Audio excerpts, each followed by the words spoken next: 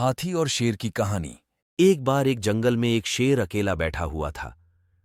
वह अपने बारे में सोच रहा था कि मेरे पास तो तेज धारदार मजबूत पंजे और दांत हैं। साथ ही मैं एक बहुत ही ताकतवर जानवर भी हूं, लेकिन फिर भी जंगल के सारे जानवर हमेशा मोर की ही तारीफ क्यों करते रहते हैं। दरअसल शेर को इस बात से बहुत जलन महसूस होती थी कि सभी जानवर मोर की तारीफ करते थे। जंगल के सभी जानवर कहते थे कि मोर जब भी अपने पंख फैलाकर नाचता है तो वह बहुत सुंदर लगता है। यही सब सोचकर शेर बहुत दुखी हो रहा था। वह सोच रहा था कि इतना ताकतवर होने और जंगल का राजा होने पर भी कोई उसकी तारीफ नहीं करता है।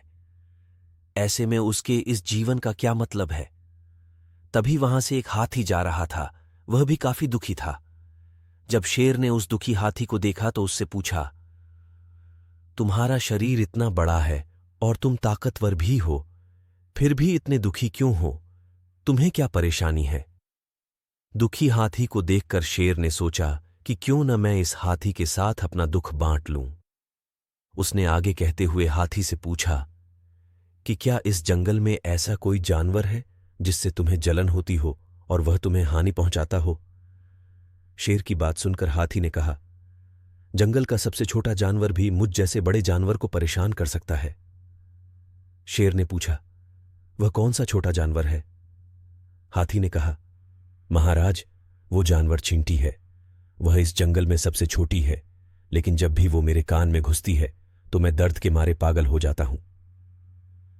हाथी की बात सुनकर शेर को समझ में आ गया कि मोर तो मुझे चींटी की तरह परेशान भी नहीं करता है, फिर भी मुझे उससे जलन होती है।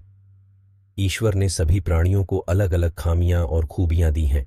इसी वजह से सारे प्राणी एक जैसे ही ताकतवर या कमजोर नहीं हो सकते हैं। इस तरह शेर को यह समझ में आ गया कि उस जैसे ताकतवर जानवर में भी खूबियों के साथ कमियां हो सकती हैं।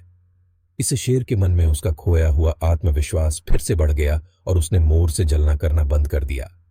कहानी से सीख यह मिलती है, हमें कभी भी किसी की खूबी देखकर उससे नहीं जलना चाहिए, क्योंकि हम सभी में अलग अलग खूबियां और खामियां होती हैं।